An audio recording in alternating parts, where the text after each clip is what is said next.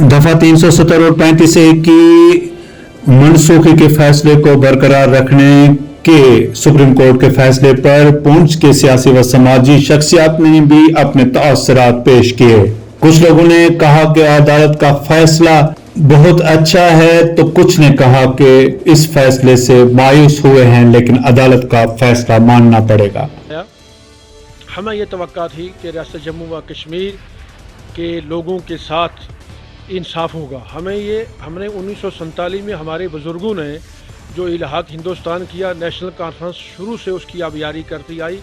शेर कश्मीर शेख मोहम्मद अब्दुल्ला ने 1947 में, जबकि यहाँ कुछ था नहीं, उस वक़्त भी शेर कश्मीर शेख मोहम्मद अब्दुल्ला ने दो कौमी नज़रिए को ठुकरा के और एक सेकुलर हिंदुस्तान के साथ जो महाराजा हरी सिंह का एक्सेशन था उसकी तोसी की और उसको परवान चढ़ाया। तो हम समझते हैं कि जब 370 टूटा तो बीजेपी ने यह कहा था कि हमने जम्मू कश्मीर को एक नया रूप और रंग देना है, मगर कहीं ना कहीं हमारा यूथ जो है 370 टूटने के बाद बहुत सारी हानि हमारी जो इस जम्मू कश्मीर में जो अनएम्प्लॉयमेंट हुई है वो बहुत सारी हो गई है। बहुत सारे बच्चे जो हमारे ड्रग्स की ओर बढ़ गए, जो उस वक्त नेशनल कॉन्फ्रेंस ने जो हमारी स्कीम चलाई थी, जैसे रहबरे खेल, रहबरे ज़राअत, रहबरे तालीम जैसी बहुत सारी अनेकों स्कीम थी जिनसे हमारे यूथ को कहीं ना कहीं इन्वॉल्व किया जाता था, उससे जॉब मिलती थी। उसको लेकर मैं समझता हूँ कि कहीं ना कहीं हमारे साथ बहुत बड़ा धोखा हुआ है। तो हम ये होप करते हैं कि हम इस केस को फिर लड़ेंगे। कहीं ना कहीं हमारे अब सुप्रीम कोर्ट से हमारे ऊपर जब इसको आगे लड़ा जाएगा तो हम ये होप ज़रूर करेंगे। राष्ट्रपति के पास हमारी ये अपील होगी कि इस केस को वापस एक बार फिर खोला जाए और फिर इसके ऊपर सोचा जाए कि 370 हमारे साथ अगर एक हिमाचल प्रदेश अगर उसको स्पेशल स्टेटस दिया है उस वक्त, तो हमारे पूरे हिंदुस्तान में अगर हमारी 10 स्टेटें अगर उनको स्पेशल स्टेटस है तो हमारे इस जम्मू कश्मीर को भी होना चाहिए। सुप्रीम कोर्ट ने जो फैसला दिया है वो एक अच्छा फैसला हुआ और इसको जरूरत थी जो फैसला आने की, क्योंकि ये लीडर जो थे इसको गलत किस्म की तरफ ले जा रहे थे और आज भी ले जा रहे हैं। आज बड़े बड़े लीडर बयान दे रहे हैं। कोई कहता है जी कि पूरी जम्मू कश्मीर मायूस कुन है, यह हुआ। अवाम मायूस कुन नहीं है, मायूस कुन वो लीडर हैं वो जो ये बयान दे रहे हैं। मैं कमल जी से नेशनल कांग्रेस स्पोक्सपर्सन, हमारे कायद उमर अब्दुल्ला साहब ने थोड़ी देर पहले भी एक मैसेज कन्वे किया है कि ये लड़ाई जो है बहुत लंबी है। हम जुडिशल की इज़्ज़त करते हैं, हम कानून की इज़्ज़त करते हैं।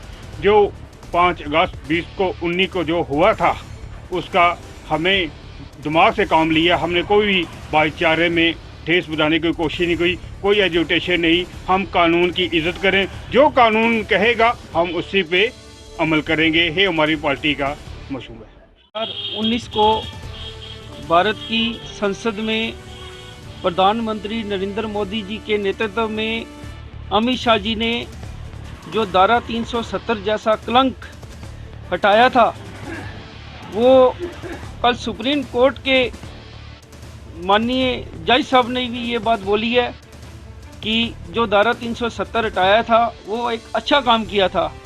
आप देख सकते हैं धारा 370 टूटने के बाद कितना अच्छा माहौल जो जम्मू कश्मीर में बना है। एक भी पत्थरबाजी की घटना जम्मू कश्मीर में नहीं हुई है। तो जिनको परेशानी है, चाहे वो फारूक अब्दुल्ला का परिवार हो, चाहे वो मुफ्ती मोहम्मद सईद का परिवार हो, परेशानी उन लोगों को है। बाकी देशभक्त जनता को धारा 370 35A जैसा कलंक टूटने पर कोई भी आपत्ति नहीं है। देशभक्त जनता देश के साथ है। डीडीसी सोहेल मलिक ने हवालदार मोड़ता सांगला गली सड़क के काम का इफ्तिताह किया। 7.5 करोड़ रुपए से बनने वाली सड़क पर खुशी का इजहार करते हुए मुकामी शहरियों ने डीडीसी मिंबर और लेफ्टिनेंट गवर्नर का शुक्रिया अदा किया। हमारी एक रोड जो हवालदार मोड़ टू सांगला गली वाया गोंथल धन्ना, उसका इफ्तिताह हो रहा है, इनॉग्रेशन कर रहे हैं। इसके लिए मैं आने वाले तमाम हजरात का शुक्रिया अदा करता हूँ। इसमें ख़ास करके हमारे तमाम इलाके के जितने भी सियासतदान थे सब ने बढ़ चढ़ कर हिस्सा लिया। ये काफ़ी अरसा से 10 साल से तकरीबन इसका अर्थ वर्क हुआ था। असलम साहब मरहूम की मौजूदगी में उन्होंने पैसे दिए, अकरम साहब ने दिए। आज जनाब सोहेल मलिक साहब ने बड़ी कुर्बानी से उनको लेटर लगे, उनने हर जगह हमारी रोड के सिफारिश की और ये काम करवाया। नज़ीर साहब का लेटर लगा, नज़ीर साहब ने भी बड़ी कुर्बानियाँ दी, खास करके हमारी पब्लिक ने पूरी और बड़ी मेहनत और मशक्क़त से उन्होंने ये प्रोजेक्ट तैयार किए। और उसके बाद सरपंच साहब की जो है वो कोशिशों कावशों के बावजूद BDC चेयरपर्सन जो हमारे नज़ीर साहब हैं और हम सब ने मिलकर जो है बड़े एफर्ट्स लगाए और आज उसका नतीजा देखें कि ये जो इलाका जहां हम खड़े हैं is one of the remotest area of tehsil Surankote. और ये लास्ट माइल पर जो लोग रह रहे थे बिल्कुल जो जिनके बाद जो है वो कनेक्टिविटी जो है वो बिल्कुल मनकता थी पूरी तरीके से। तो मैं आज के मौके पर जो है वो सबको मुबारकबाद देना चाहता हूँ और ख़ासकर ऑनरेबल LG साहब का, ऑनरेबल प्राइम मिनिस्टर साहब का, कि जो पिछले 6-7 सालों में एक नया जो दौर चला है जम्मू कश्मीर में, जिसमें आप देखें कि सड़कों के साथ साथ पानी, बिजली, हर घर नल योजना और उसके साथ साथ गरीबों के लिए मकान और बाकी चीज़ें जो हैं। और no doubt Jammu and Kashmir is moving towards development at a very faster pace. और इसके साथ साथ जो है मैं हवालदार साहब जिनके नाम से हवालदार मोड़ टू गली सांगला, जिनकी तकरीबन जो है वो बड़ी कावशों के बावजूद 0 पॉइंट जिनकी तरफ से वो जो है वो हुआ, यहाँ मैं उनको मुबारकबाद देना चाहता हूँ। यहाँ पर जो कंट्रैक्टर हैं हमारे यासीन साहब और इफ्तिकार साहब एंड टीम, उनको मुबारकबाद दूंगा। एंड डिपार्टमेंट्स की तरफ जो है वो मैं उनसे ये रिक्वेस्ट करना चाहूँगा कि यहाँ क्वालिटी और क्वांटिटी जो है with respect to work there should be no compromise. और लोगों की जो इतनी दरीना मांग थी उसको जो है मैं पूरी उम्मीद हूँ कि यासीन साहब एक बड़े रेप्यूटेड कंट्रैक्टर भी हैं और मैं ये समझता हूँ कि जो काम यहाँ आया है इनके हिस्से में तो ये लोगों की खुशकिस्मती भी है, because I know him very personally और ये मेरे घर के फ़र्द हैं।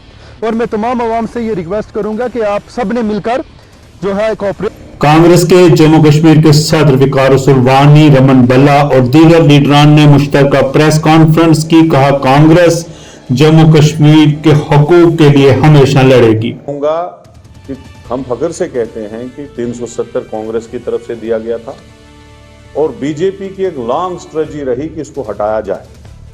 अब जब वो हुकूमत में आए तो उन्होंने हटा दिया, लेकिन एक चीज़ का हमें दुख है, जो एक्सपेक्टेशन लोगों को थी कि हमारी लैंड जो है वो सेफ रहे और हमारे जॉब्स की प्रोटेक्शन का मिले, वो उसके लिए हम कांग्रेस पार्टी की तरफ से आगे एक लंबी स्ट्रगल जो है लड़ते रहेंगे ताकि जम्मू कश्मीर के लोगों का जॉब, नौकरियां और ज़मीन जो यहाँ की है वो प्रोटेक्ट रहे। हमें यकीन है और उम्मीद है कि आगे जो पार्लियामेंट के इलेक्शन होंगे इंडिया अलायंस की सरकार बनेगी और हमारी पूरी प्रयास होगा कि जॉब और ज़मीन की जो है प्रोटेक्शन वो रहे। इसके बाद हमने बहुत लंबी लड़ाई लड़ी कि यहाँ पे जो 10वां साल चढ़ गया, इलेक्शन नहीं हुए थे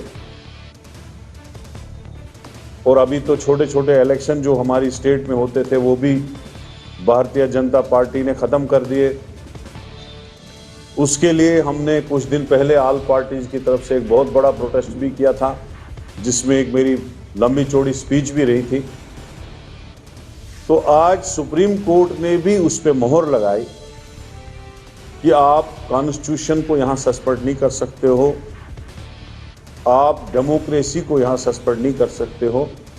इमीडिएटली यहाँ इलेक्शन किया जाए और सितंबर तक डेट भी दी गई कि सितंबर से पहले इलेक्शन हो। उस डिसीजन का हम वेलकम करते हैं, लेकिन जो लोग हमारे उस प्रोटेस्ट को जो हमने पिछले सालों से किया, यहाँ इलेक्शन हो, यहाँ डेमोक्रेसी को बहाल किया जाए, जो उसका मजाक उड़ा रहे थे, उनको आज सुप्रीम कोर्ट की तरफ से करारा जवाब मिल गया। तीसरा,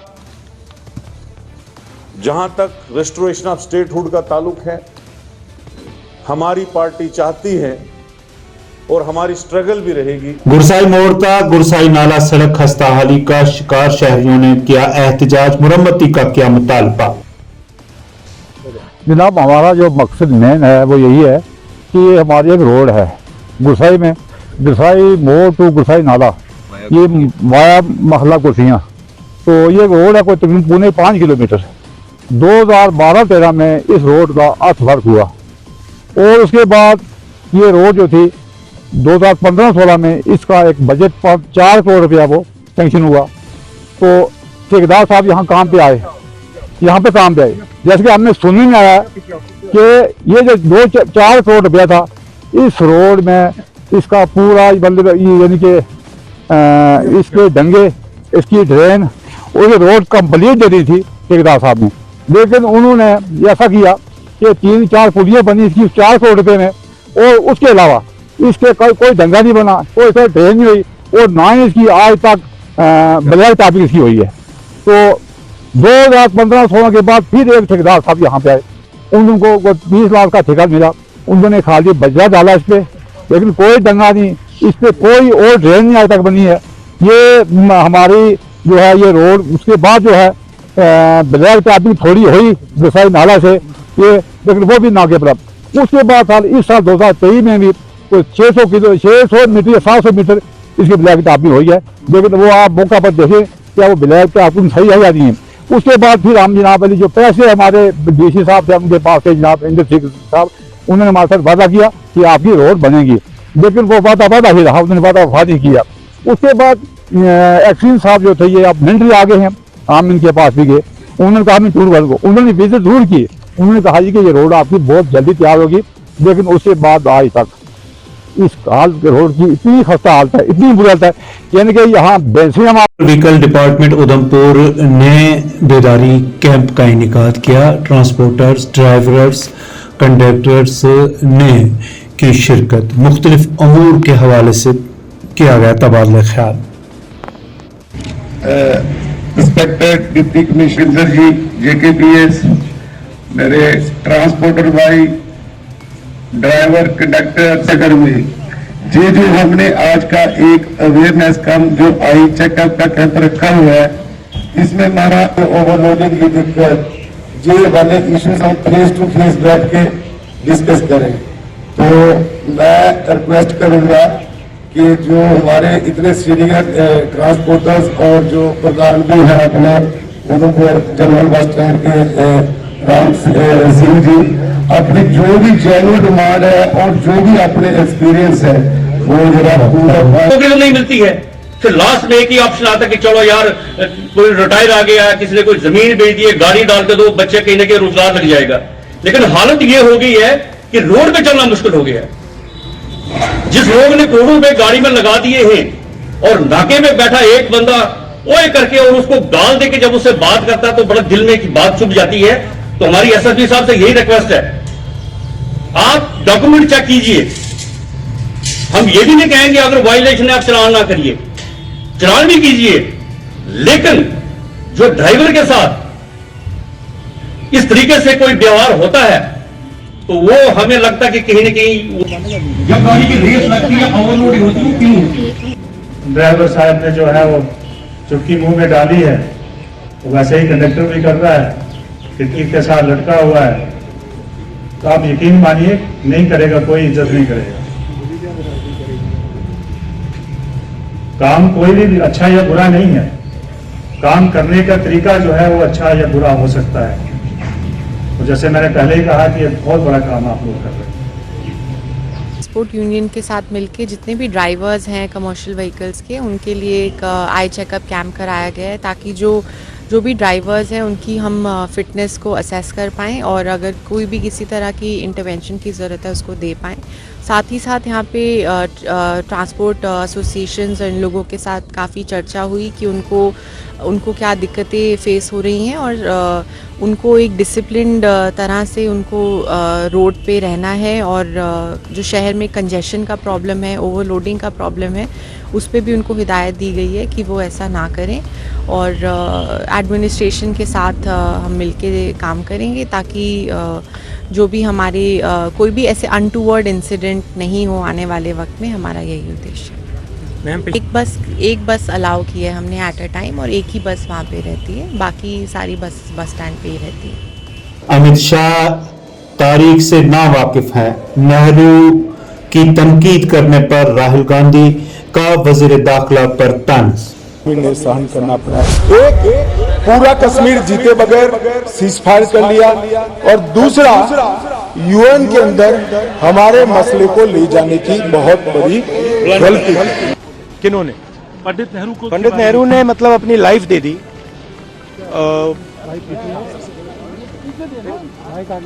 लाइफ दे दी हिंदुस्तान के लिए, सालों जेल में रहे। अमित शाह जी को शायद हिस्ट्री नहीं मालूम, वो तो मैं एक्सपेक्ट ही नहीं कर सकता हूँ कि उनको हिस्ट्री मालूम, वो तो हिस्ट्री को रीराइट करते रहते हैं। ये पूरा का पूरा डिस्ट्रैक्ट करने का है। बेसिक इशू जाति जनगणना और जो भागीदारी है इस देश की, जो धन देश का है, वो किसके हाथों में जा रहा है, ये मेन इशू है। और इस इशू को ये लोग डिस्कस नहीं करना चाहते, इससे डरते हैं, इससे भागते हैं। मगर ये इशू को हम आगे ले जाएंगे और जो गरीब लोगों का हक है वो हम उनको दिलवाएंगे। ठीक है, ये सब ये नहीं बिल्कुल नहीं बिल्कुल नहीं नकारा। छत्तीसगढ़ के अंदर ट्राइबल दिया उन्होंने, ओबीसी आपको लगता है आप लोग मैंने सुनिए देखिए, हमारा भी ओबीसी था, इन्होंने ओबीसी दिया, ठीक है, वो इशू नहीं है। सवाल ये है कि स्ट्रक्चर के अंदर कितनी भागीदारी है। प्रधानमंत्री ओबीसी हैं, मगर सरकार को 90 अफसर चलाते हैं। 90 अफसर में से 3 ओबीसी हैं और जो ओबीसी हैं उनका कोने में ऑफिस है। तो मेरा पॉइंट है